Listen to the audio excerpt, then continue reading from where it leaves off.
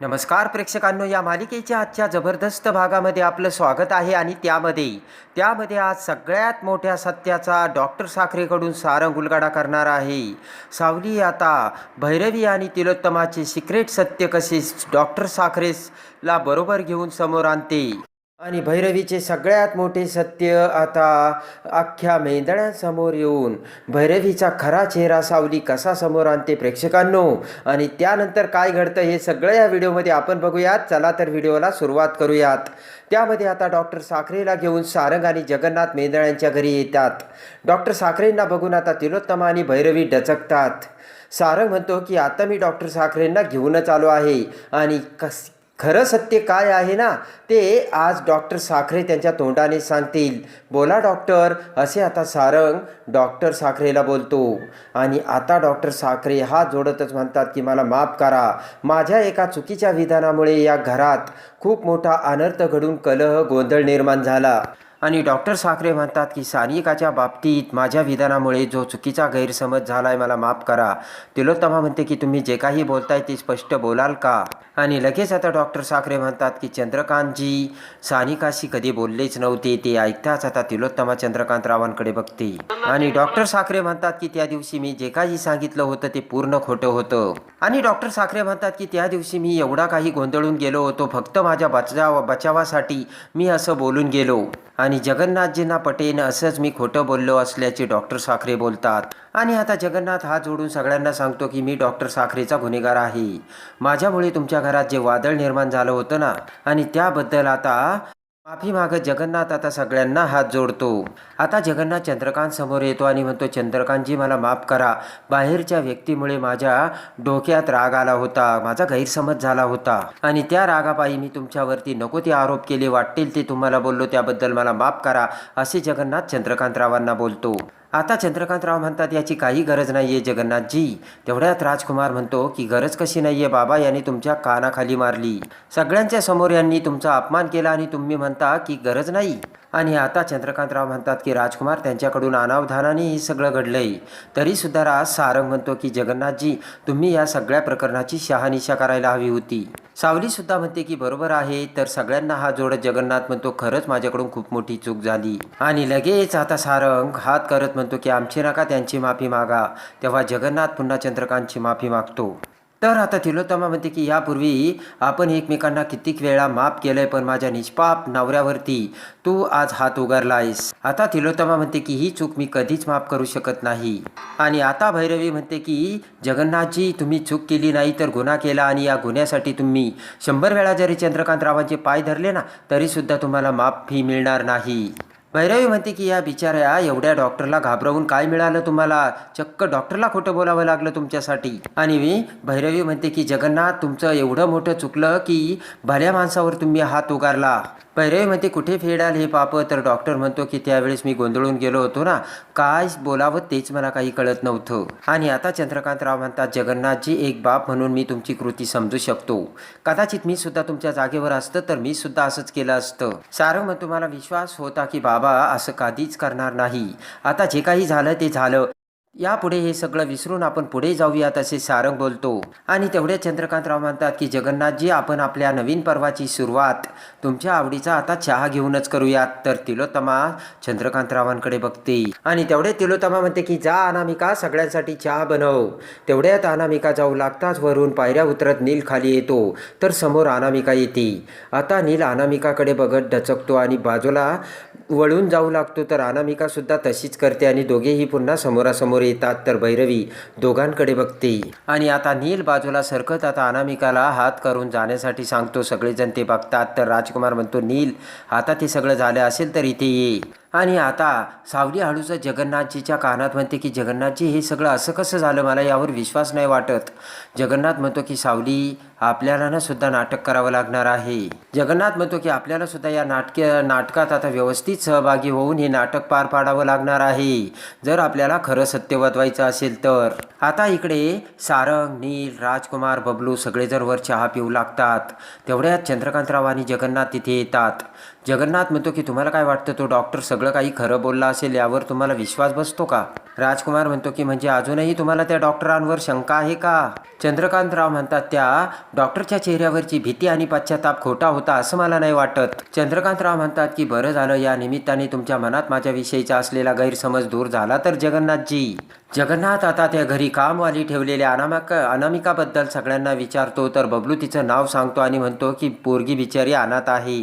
राजकुमार म्हणतो की आणि आमच्या घरच्यांनी तिला आश्रय दिलाय.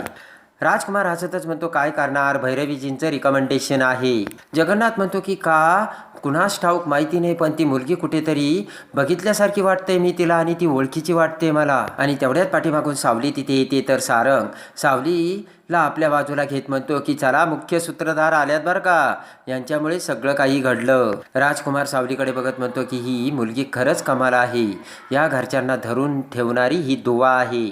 सावली म्हणते या सगळ्यांमध्ये मला सारंग सरांची आणि जगन्नाथजींची साथ होती म्हणून मी हे सगळं करू शकले. आणि त्यानंतर जगन्नाथ आणि सावली बेडरूममध्ये येतात तर सावली जगन्नाथला म्हणते जगन्नाथजी आता जे काही घडलंय ते तुम्हाला पटलंय का? सावली म्हणते तो डॉक्टर बघा इतक्या सहजपणे किती सगळं सांगत होता.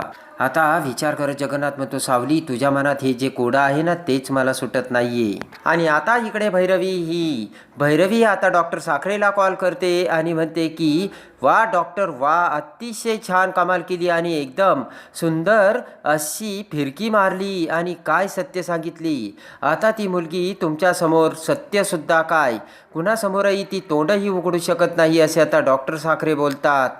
आणि आता इकडे सावली म्हणते की जगन्नाथजी मला नाही वाटत यात फक्त त्या डॉक्टरांचं डोकं असेल.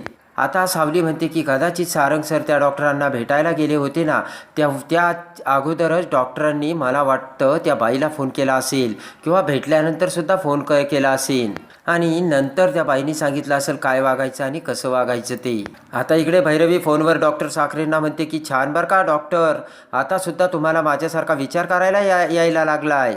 आणि भैरवी म्हणते असंच एकमेकांच्या मनात ओळखून एकमेकांची साथ देत राहू डॉक्टर आपण, आणि असंच आपण एकमेकांना वाचवत राहू असे भैरवी बोलून मोठमोठ्याने हसू लागते. आता इकडे सावली म्हणते की जगन्नाथजी जर असंच डॉक्टर साखरे आणि ती बाई जर एकमेकांना वाचवत राहिले तर सत्य कधी बाहेर येईल. आणि सावली म्हणते की मग आपल्याला कसे कळेल की त्या पूर्वी सानिकासोबत काय झालं होतं ते. जगन्नाथ म्हणतो की सावली तू काळजी करू नको, उद्याच्या रंगपंचमीत या भैरवी वाजेचा खरा रंग सगळ्यांच्या समोर येणार आणि तो येणार म्हणजे येणारच. आता इकडे भैरवी डॉक्टर साखरेला फोनवर म्हणते की त्या सावलीला काय वाटलं होतं मला एक्सपोज करील ती सगळ्यांसमोर. एक्सपोज करणं तर डॉक्टर तुम्ही सोडून द्या, ती सावली ना आता स्वतःच तोंडावरती पडली आहे ती पण सगळ्यांच्या समोर. भैरवी म्हणते की आता माझ्या वाटेला या घरात कुणी जाणार नाही आणि या घरातील माझं स्थान आता अटळ आहे. आणि भैरवी डॉक्टर साखरेला हॅपी होळी करून फोन ठेवते. आता इकडे अनामिकेला किचनमध्ये सगळा स्वयंपाक केलेला असतो तर तेवढ्यात आता सावली तिथे येते आणि त्या सगळ्या स्वयंपाकाची टेस्ट घेते. स्वयंपाक अगदी खमंग सुवास बनवलेला असतो.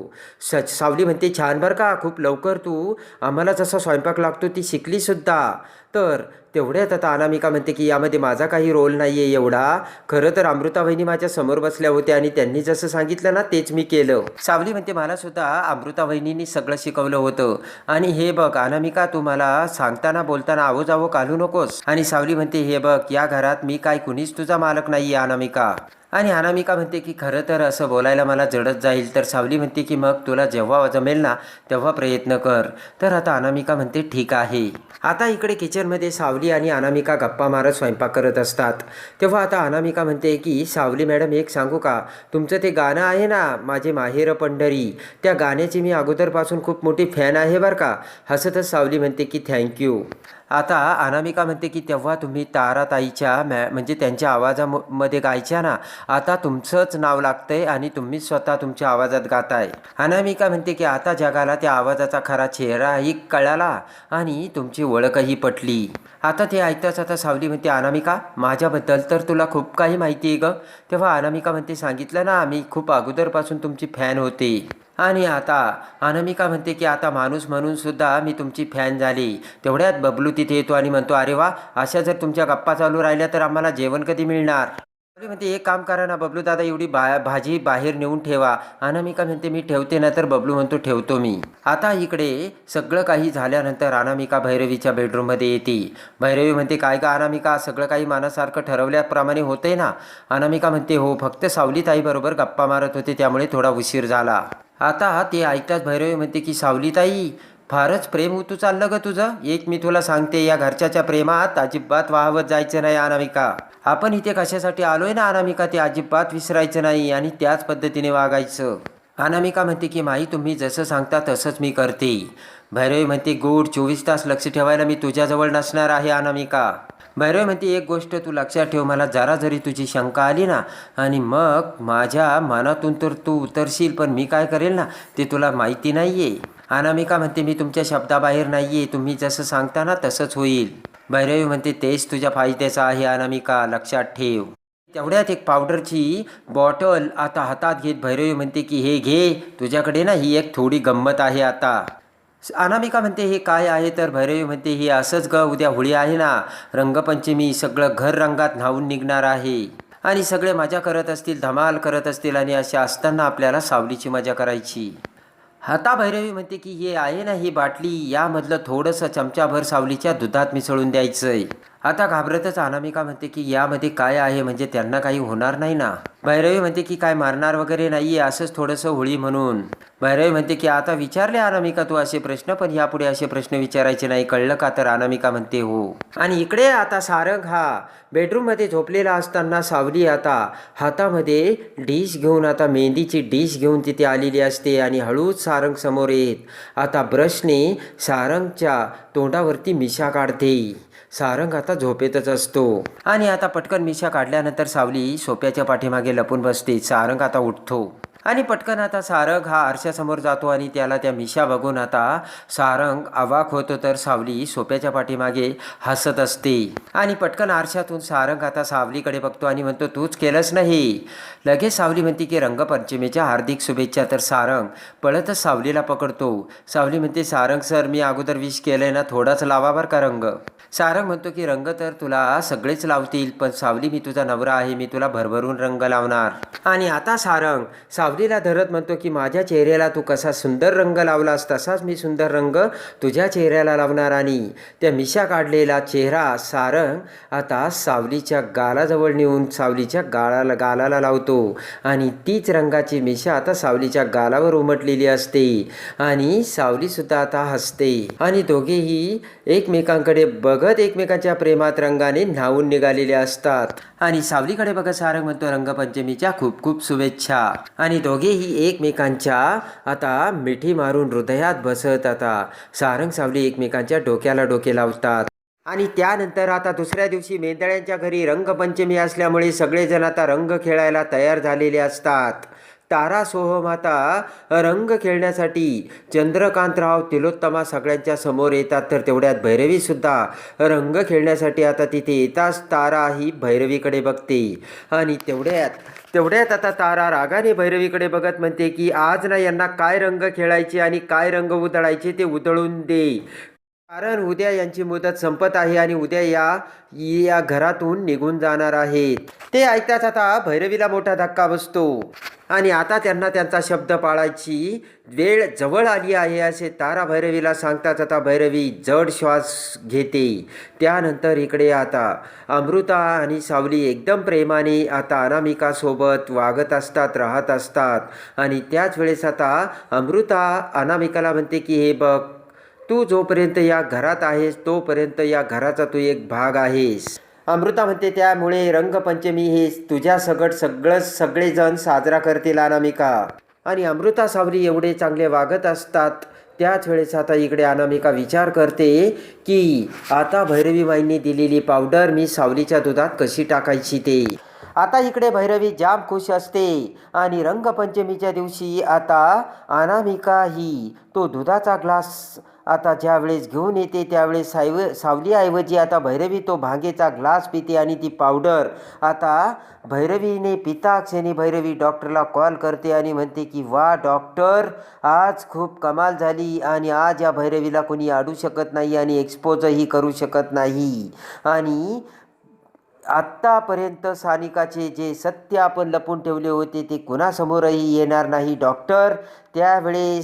त्यावेळेस सानिका जिवंत होती आणि सानिकाला तुम्ही कसं मृत घोषित केलं आणि सानिकाला मी कशी हॉस्पिटलमध्ये मधून पळवलं हे सत्य भैरवी आता फोनवर डॉक्टरला सांगते. आणि त्याच वेळेस आता भैरवीला फिरकी मारून चकवा देत बेसावत भैरवीला अंधारात ठेवलेले असताना आता रंगपंचमीच्या दिवशी सारंग जगन्नाथ हे भैरवीवरती नजर ठेवून असतात. आणि त्याच वेळेस आता भैरवीचे ते बोलणे ऐकताच सगळ्यांना मोठा धक्का बसलेला असतो आणि सानिका जिवंत असल्याचे सत्य चक्क सगळ्यांसमोर येऊन भैरवीने सानिकाला पळवले हे सत्य सगळ्यांच्या समोर आलेले असते. आणि भैरवी पोपटासारखी डॉक्टरला बडाबडा सत्य सांगून मोकळी झालेली असते. तर आता भैरवीची कशी हकालपट्टी होते हे बघण्यासाठी आणि या मालिकेच्या डेली अपडेटसाठी आपल्या चॅनलला लाईक करा, सबस्क्राईब करा.